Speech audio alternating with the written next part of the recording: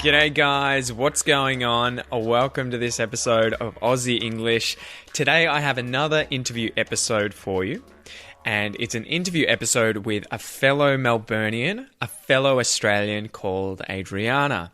Adriana grew up here in Melbourne in Australia. She'll talk a bit more about that, but she's moved to Europe since, and she's living in Croatia. She's also an English teacher, and she runs the websites EnglishTeacherAdriana.com and UsingEnglishTP.com. So today we chat about her experiences of growing up in Australia and then moving to Europe, moving to Croatia. We also chat about her learning the language Croatian as a second language and what that was like. And then we also get into English teaching with a specific emphasis on how to build confidence when speaking English. So how to speak confidently as someone who's learning English as a second language. Anyway, guys, without any further ado, let's get into today's episode and hear from Adriana. Let's go.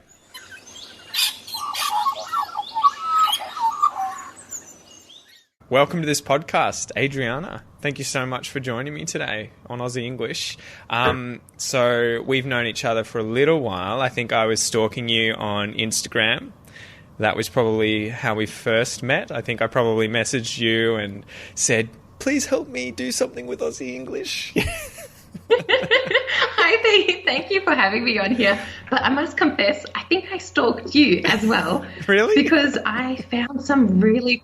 You had cool images of 4 and 20 pies and Australian movies. And I was like, another Aussie out there. Then it could be. But I think, yeah, that's it. Anyway, so we met online and obviously both Australians teaching English and obviously have that in common. Man, I wanted to get you on the podcast, I guess, to just tell me about where you're from, where you're living, tell me about what you're doing, and just, yeah, have at it. Well, first of all, my name's Adriana. I'm assuming that you and everybody else knows that. So I run the website EnglishTeacherAdriana.com. There I make resources for ESL learners, mainly intermediate to advanced learners, helping them with common topics which many ESL learners have problems with. There you can find lessons on grammar, phrasal verbs, vocabulary, tips. Confidence is also a big part of my focus, and fluency. I'm very active on Instagram, love Insta stories, and I am new to podcasts. I'm very interested to hear from you and from your viewers a little bit more about the Aussie podcast. Oh, brilliant. So can you tell me a bit then about where you grew up and where you're living now? Well, I'm from Melbourne, grew up in Melbourne, and I moved to Croatia about 7 years ago. As you do. Yes, but it's almost 8 years now. So 8 years, wow. Okay, and I'm shocked myself. Came here, liked the lifestyle, and I began teaching about 5 years into being here, got married, and at the moment I'm still in Croatia.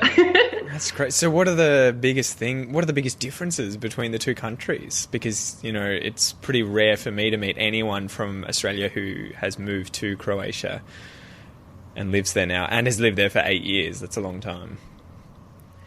I think the main difference is language. I know it's very simple, but language is a big issue that I do struggle with. But I'm working on, and it's getting a lot better, and I'm very proud of my efforts. Also, weather. I don't know. Have you ever seen snow, Pete? Yes, once. Wow, a couple of times, but it's not something I see regularly. And where did you see snow? I think it would have been Mount Buller, and it snowed once where I used to grow up. When I was growing up in the Dandenong Ranges in the mountains there, it snowed once. I remember we came outside and we're just like, what? Yeah, but I saw it also snowed recently in Lorne a few days ago. What? I didn't hear that. That's crazy. I must be out of the loop. Yeah, I saw that because me and my husband actually travelled to Australia a month ago now. Yeah, yeah. And we'd gone down, for those of you who don't know, down the Great Ocean Road, and Lorne is actually on the Great Ocean Road. And we were at the, what do they call She Oak Falls, and apparently there it had snowed. I'm like, wow. That's insane. That's insane. That'd be amazing to see the snow down at Lorne. Is it like that in Croatia, though? Is it cold and snows a lot? One common question. It snows a lot in winter. It can get to -20, -21 degrees in January. What? And a lot of people ask me here, like, oh, wow, Australia, it's always hot. You're used to the sun. And I'm like, yeah, but we also have snow. A little bit. Yeah, that's it. If you go looking for it, you'll find it. Yeah. So had you seen it before you went to Croatia, the snow here? Yes, I'd been to Mount Hotham, and Yeah. actually part of high school had gone skiing on Mount Hotham and Mount Macedon and in Dandenong. Yeah. Oh, brilliant. And so what do you miss most from Australia, apart from Vegemite? Tim Tams. Tim Tams. Oh, crazy. Did you stock Are you up a on them fan? while you were here? Yeah. So did you take any back recently? I have an addiction, and it's chocolate. So I'm an addict. And my mother, being the kind person she is, she made a massive reserve of Kit Kats. Wow. So these sea salt and caramel Kit Kats and Tim Tams. So half our luggage was clothes, and the remainder was chocolate. Did they inspect it while you were going through the airport, and they were like, "What?" Well, it is like a drug for me. No, I'm not smuggling anything. Yeah. I'm just opening a business. Jesus. Yeah. No. Me and my husband, he likes the white coat Tim Tams, and I love the double coat Tim Tams. So and then my mother packed us this dark coat, and we're just like, it's not white and it's not double coat.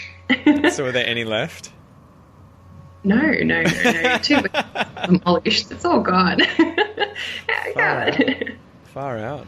So how long did it take to get used to the cold weather in Croatia?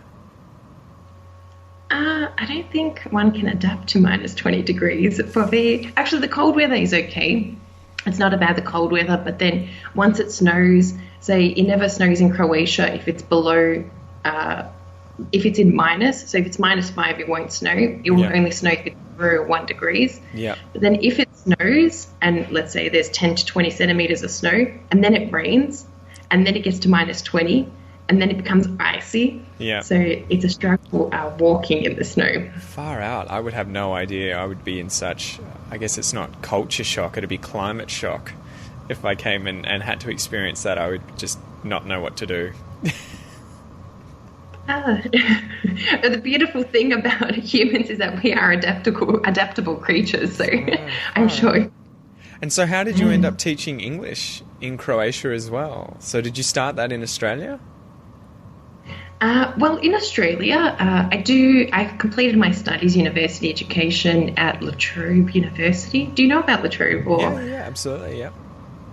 And I did my Masters of International Business there.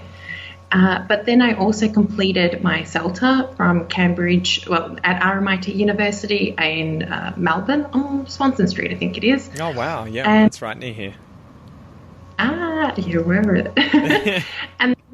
And then I come from a teaching background. I've always liked, I played tennis as a kid, and I enjoyed working with children, working with people, interacting with people. Then when I moved to Croatia, I did work for a little bit in companies, but working in a company, and it can be challenging, and work culture is very different in Croatia in comparison to Australia. Work ethics are a little bit different as well, and commitment to work. Unfortunately, I was left without a job, and then I had my CELTA degree, and my sister came from Australia. She's like, "You've always been good at teaching. Why don't you use that CELTA degree?" So I began teaching one-on-one with children, with adults, with business professionals. I love working with children. They can be fun, and it's so simple. and with adults, and then I began one-to-one. Then I started teaching online. Then I started creating YouTube videos, Instagram videos, and here I am today talking to you. Well, you've got quite a following, so I was really impressed, and I couldn't believe the amount of effort that you were putting into your videos and everything on the YouTube channel and on Instagram. Blew me away, because I'm so sort of, I think I'm partially casual, but also kind of lazy. And that's probably why I'm just like, I'm just going to walk down the street and put the camera up and make a video. Like, but I love the different, there's just so many different ways to be able to teach English and I guess appeal to different people and different, communities and cultures and stuff. So it's brilliant. I think everybody has their own style. Say, for example, at times I don't feel comfortable recording myself on the street. I like doing it on Insta stories, but living in Zagreb, and why I contacted you, I miss home. 8 years now, and I look at your stories and I'm like, look at them those Victorian houses, or there's the centre, or he's in North Melbourne, he's on Docklands, it's 425. It's like, where's Wally? It really is like where's Wally. So I think it depends. Everybody has their own style, and everybody can, I find myself in your style somehow. It hits close to home. Oh, thank you. It's funny. It's just one of those things. I guess you just have to kind of own it, right? Just get out there and do what you enjoy doing, and you'll eventually get a crowd of people who like you for you, and just keep, clicking the like button and the share button and keeping you going. For those of you watching, make sure to like our stuff, because that's it. Please share the video. Please share the video, guys. Share the love. So can you talk a bit about confidence and how you help students build confidence? Because that's something that my listeners, I definitely know, often ask questions about. What do I do to improve my speaking? How can I be a more confident speaker? How can I build confidence? If students come to you with those kinds of questions, what are some key points that you would tend to make or suggest that they try to do? Well, I like to relate it to my own personal experience, because we are...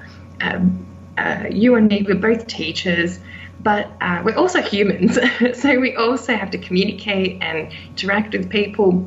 Like, before we started this episode, I was nervous. And I'm like, Pete, what do I say? Pete, what do I do? And I'm a native English speaker. And I'm still nervous. She was crapping herself, guys. She was crapping herself, but she's doing great. And I think the people, I always tell my students, look, it's part of being human. You're talking about a topic that you don't know about or that you're not aware about. I don't know everything, and maybe my vocabulary isn't fantastic in one area, but you have to develop a coping mechanism to be able to adapt to different situations. If maybe you don't even need to talk about that topic, but there are systems, and if you do think in advance, you can somehow avoid just being lost for words or left speechless. Also, sorry. I was just going to say, I think you're definitely right, because it's one of those things, even, in my daily life, I think the moment that I got to the point where I was comfortable saying I don't know, or asking, what does that mean? Or that put me past the point of now caring about, worrying about, freaking out. And it's kind of like, just play the role of the ignorant person, and you can't lose, because people will keep talking. They'll explain the things. When was the last time anyone said, I can't be bothered telling you? No one ever says that.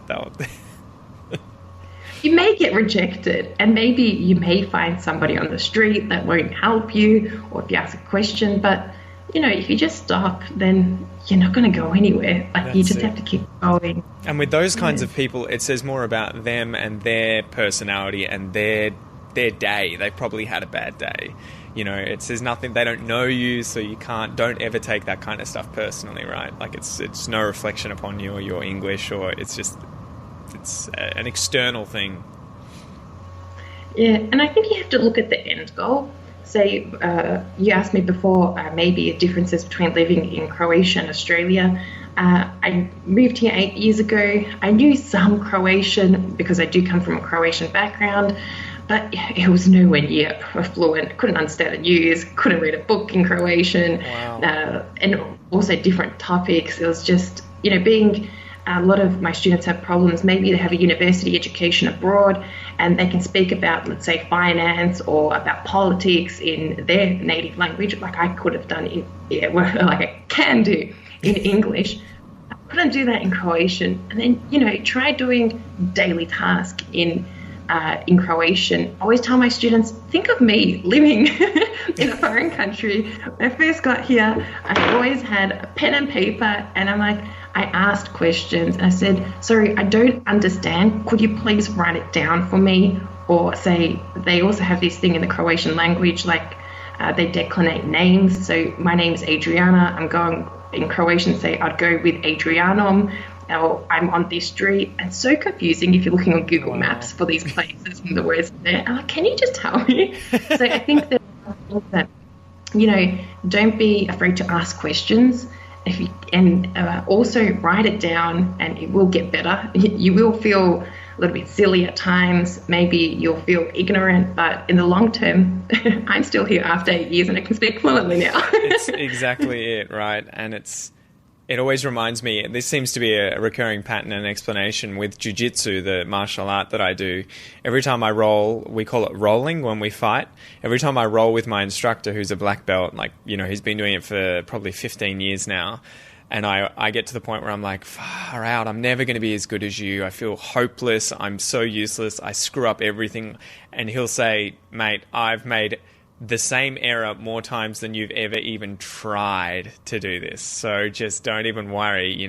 I didn't wake up here. I put the hard yards in and, made as many mistakes as possible. And that's the ironic thing. The more mistakes you make, the faster you'll actually get to the point of, advancement, higher advancement in whatever field it is. So it's definitely a good point to make.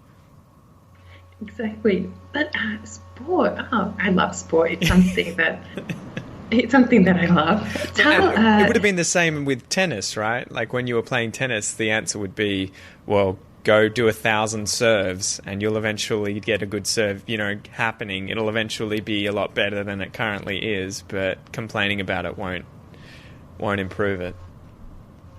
Oh, look, so I grew up playing tennis from a young age and I love sport. You're not happy when your coach tells you have to be serving 1,000 serves every week to get that perfect serve with that spin so that it kicks. But you just have to do that, and you have to remain dedicated and committed and get angry. Yeah, exactly. Get angry. It's not working. Maybe bash your racket and curse everybody. But I think when you're practicing jiu-jitsu, are you always positive? Like, I get the impression that you're a positive person. You just have to. It breeds that kind of positivity. And I think it's the same with anything, that when people get to that high level, the same with English. Anyone listening to this who can understand what we're saying has obviously pushed through those initial stages and is the kind of person who's willing to fight hard and be positive and keep going. So I think it's just that endeavors like this tend to attract people who are pretty positive and hardworking. And that's another point, that it's easy to always be like, only talented people get there, but it's a lot harder to realize, I guess, that it's actually hard work that will kick the crap out of talent 10 times out of 10. So that's the good thing. Everyone's always like, I'm not talented enough to learn English to fluency. I'm not talented enough to become, Roger Federer. And it's like, look, you don't have to be talented. Just work harder than all those guys who are talented, because hard work will trump talent every time. And that's what you've got endless amounts of. Just keep throwing hard work at it. Keep, listening to 100 hours of English every month and just push. It's true. I had to... interesting when I look back at them. There was these two, let's say, teacher. One was a teacher and one was a coach. He was my 9th, 10th grade teacher, and year 9, year 10 teacher, homeroom teacher. And I remember he would always tell us. So maybe, have you explained to your viewers what is year 9 and year 10? Or? No, we could discuss that if you want, definitely. But maybe I'll tell you, I remember this teacher, he said, organisation is the key to success and happiness. Yep. Never understood what the bloke was on about. Now I understand. And my tennis coach also, perfect practice makes perfect. 3 Ps of life.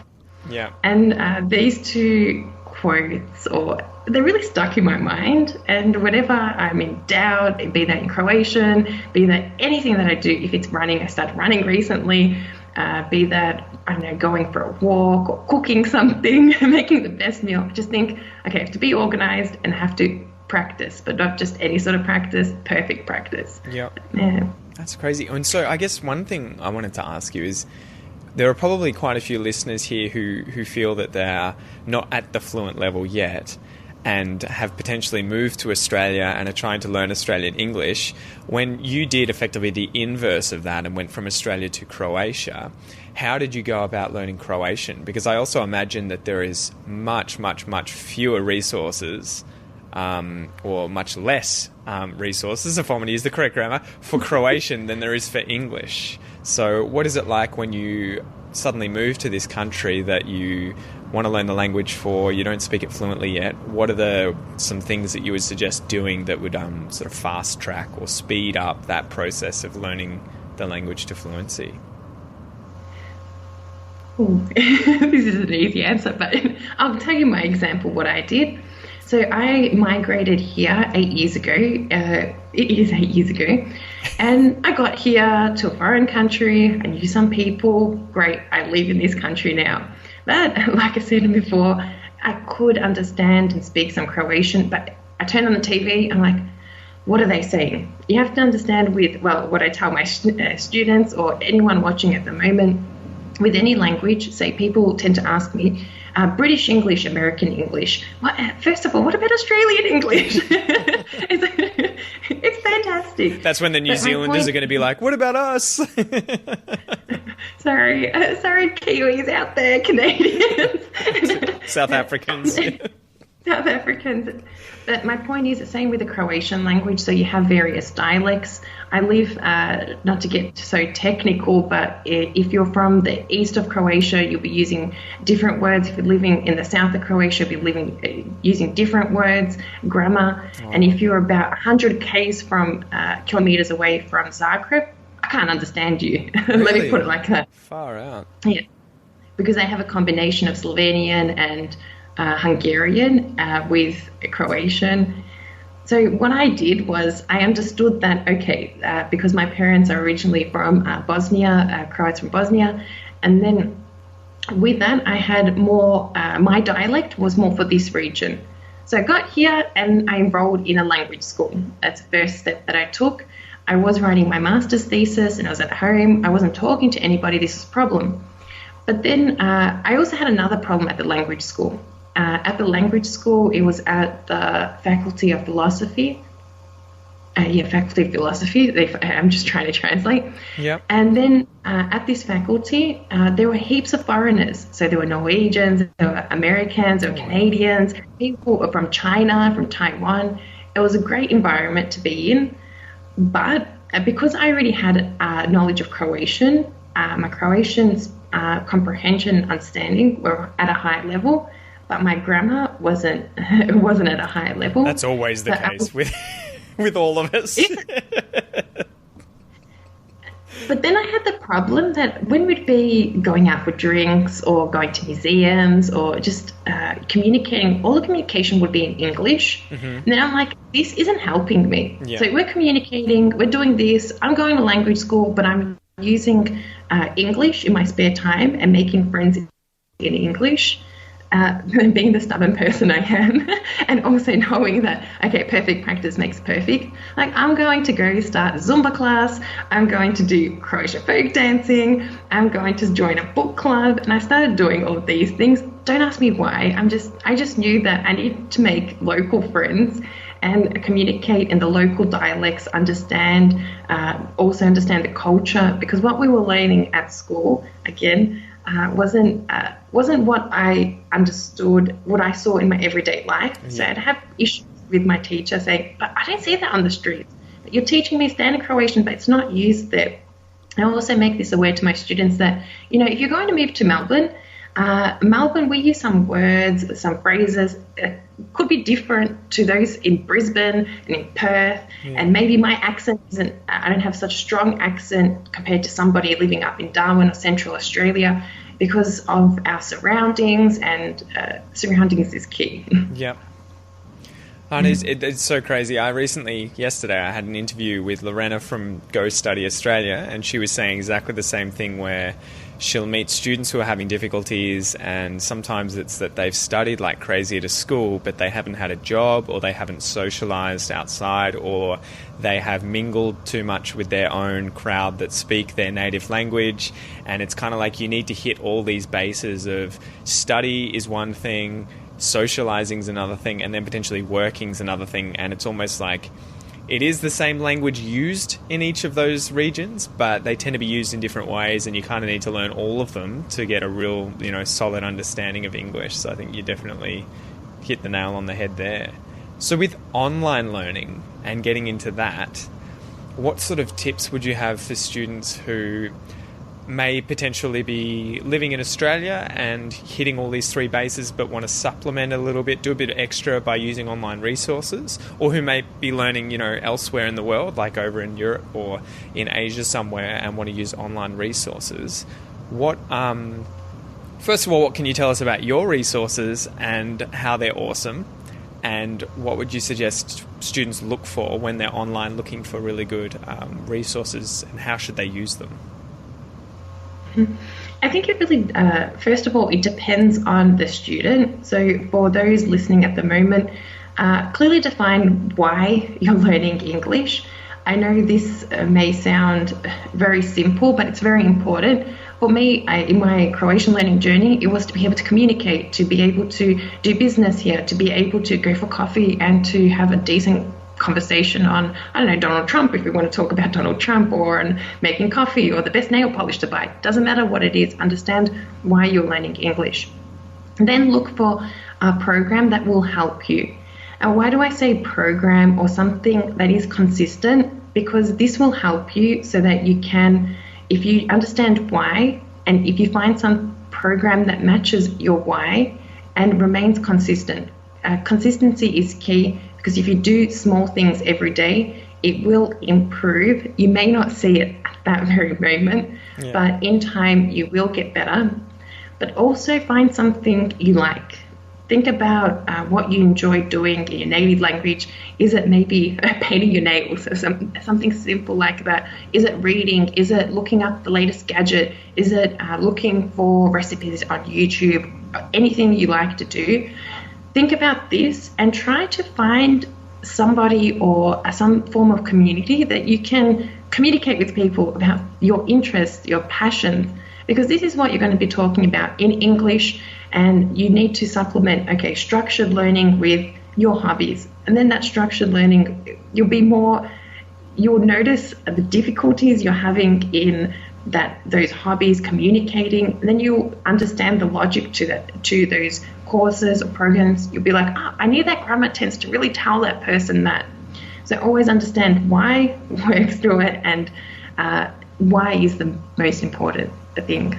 That's such a good point to make, and it's beyond just language learning. I think that's the same. I have to keep asking myself that. Why am I doing Aussie English? Or why am I going to the gym? Why am I, wanting to learn French? And I have to keep trying to sort of have that ultimate destination that you can see, but then have those short-term goals or those short-term sort of milestones that you can reach on the way to that why. So yeah, man, I think that was a brilliant sort of point to make and potentially finish up on. So where can all the people listening at the moment find more about you and, learn more about your course, sign up for the Instagram, make your plugs? First of all, thank you, Pete. Thank you very much for having me here. It's my absolute pleasure. If you would like to continue learning with me or find out more about my training programs, I do suggest my website, www.englishteacheradriana.com. There you will find all the resources you need to get started today and more details about my training programs, which you are more welcome to join. Brilliant. Awesome. Well, I guess we'll leave it there. Thank you so much, Adriana, for joining us. See you later, guys. Thank you, Pete.